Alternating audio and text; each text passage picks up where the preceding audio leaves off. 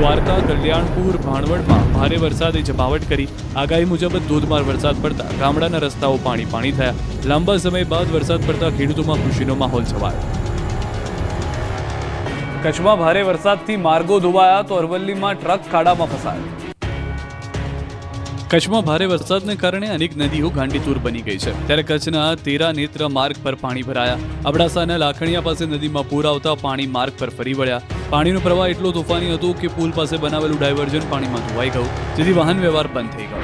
વરસાદની બગડાટીના આ દ્રશ્યો બનાસકાંઠાના વડગામના છાપી ગામના છે. અહીં 3 ઇંચથી વધુ વરસાદ ખાબકી ગયો. તોફાની પવન સાથે વરસાદે જમાવટ કરી. ભારે વરસાદને કારણે પાલનપુર અમદાવાદને જોડતા હાઈવે પાણીમાં ગરકાવ થઈ ગયો. એટલું પાણી ભરાયું કે રોડ દેખાતો જ ન હતો. પાણીના કારણે વાહન ચાલકો પરેશાન થયા હતા. ટ્રાફિક જામના દ્રશ્યો સર્જાયા હતા. પોલીસે ઘટના સ્થળે પહોંચી ટ્રાફિક ખુલ્લો કરાવ્યો. અરવલ્લીના ભિલોડા તાલુકામાં પણ રાતથી વરસાદ તૂટી પડ્યો. 3 ઇંચથી વધુ વરસાદ પડતા આસપાસની નદીઓ ગાંડીતુર બની. ઉપરવાસમાં પણ ભારે વરસાદથી વધુ એક વખત ઇન્દ્રાસી નદી બે કાંઠે વહેતી થઈ. અરવલ્લીમાં વરસાદથી ખાના ખરાબી પણ સર્જાઈ. દ્રશ્યો ભિલોડા શામળાજી હાઈવેના છે, જ્યાં ડાયવર્ઝનનું ધોવાણ થતાં માર્બલ ભરેલી એક ટ્રક આ રીતે અડધી પાણીમાં ઘૂસી ગઈ. જયસિંહપુર ગામ નજીક આવેલા ડાયવર્ઝનમાં ગાબડું પડ્યું, જેમાં વહેલી સવારે જ આ રીતે ટ્રક પાણીમાં ઘૂસી ગઈ. પરિણામે ટ્રકમાંથી માર્બલ પાણીમાં ગરકાવ થઈ ગયું. હાલ મોટા વાહનો માટે આ ડાયવર્ઝન બંધ કરી દેવાયો છે. રસ્તો બંધ થતાં ભિલોડાથી શામળાજી વચ્ચે આવતા વાહન ચાલકોની હાલત ખરાબ થઈ ગઈ છે. મેઘરજમાં પણ નુકસાનીને લઈને આવ્યો મેઘો. ભારે વરસાદ પડતા મેઘરજના કંટાળુમાં મકાન ધરાશાયી થયું. ખેતરમાં કાચું મકાન કડબૂસ થઈને ધરાશાયી થતા વૃદ્ધનું મોત થયું હતું. આ તરફ સાબરકાંઠામાં પણ ધોધમાર વરસાદ પડ્યો. ઈડરના કરિયાદરા ગામે ભારે વરસાદ પડતા લોકોના ઘરમાં પાણી ઘૂસી ગયા. દ્રશ્યોમાં જોઈ શકાય છે કે લોકોના તમામ રૂમમાં પાણી ગોઠણરૂપ ભરાયેલા છે. ખાટલામાંથી માંડી બધું જ પાણીમાં ડૂબી ગયું છે. રાત્રે જ પાણી ઘૂસી જતા લોકોએ આખી રાત પાણીમાં પસાર કરવી પડી. દ્વારકાના ખંભાળિયા ગ્રામ્ય પંથકમાં મેઘરાજાની ધમાકેદાર એન્ટ્રી. ખંભાળિયા તાલુકાના લાલપરડા, ભાળતર, કેશોદ, વિંજલપર સહિતના ગામડાઓમાં ધોધમાર વરસાદ. લાલપરડા ગામે ધોધમાર વરસાદને કારણે ફુલકુ નદી બે કાંઠે વહેતી હતી. ગ્રામ્ય વિસ્તારમાં વરસાદથી ખેતરોમાં પાણી ભરાયા. ગ્રામ્ય વિસ્તારમાં વાવણીથી સારો વરસાદ થતા ખેડૂતોમાં ખુશીનો માહોલ જોવા મળી રહ્યો છે. વડોદરાના શિનોરની નર્મદા નદીમાં આવ્યા નવા નીર. ઉપરવાસમાં સતત વરસી રહેલા વરસાદને પગલે નર્મદા નદીમાં પાણીની આવક વધી. સતત નર્મદા નદીમાં પાણીની આવકમાં વધારો થઈ રહ્યો છે. પાણીની આવકને લઈને નર્મદા નદીની જળસપાટીમાં વધારાના દ્રશ્યો પણ જોવા મળ્યા છે.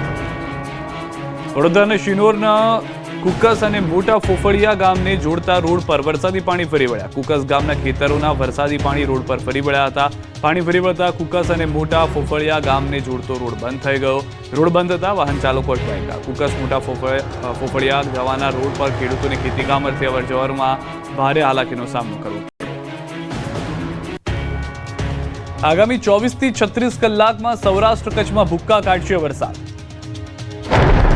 સૌરાષ્ટ્ર કચ્છના લોકો સાવધાન. 24 થી 36 કલાકમાં સૌરાષ્ટ્રમાં પડશે શ્રીકાર વરસાદ. કચ્છમાં પણ પડશે કડાકા ભડાકા સાથે.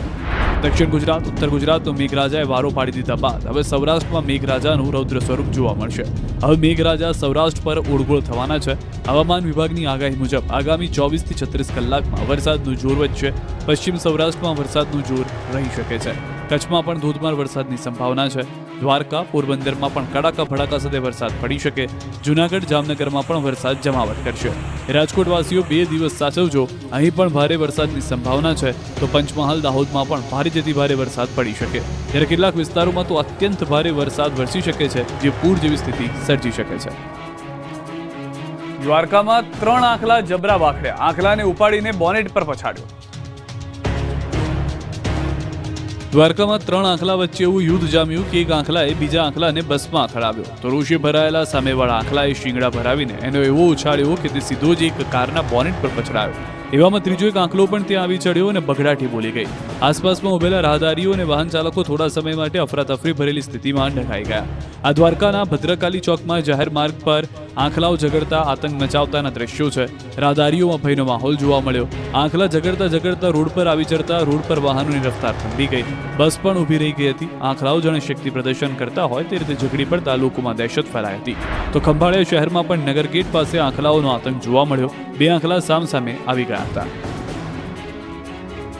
કચ્છમાં રોડ પર કારની સામે મગર આવી ગયો.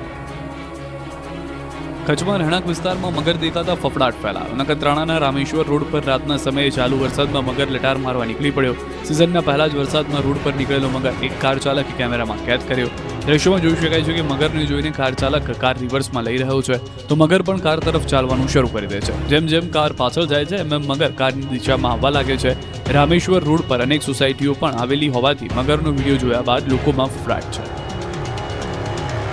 સુરેન્દ્રનગર અને વલસાડમાં ચાલીને જતા શખ્સ ઢળી પડ્યા.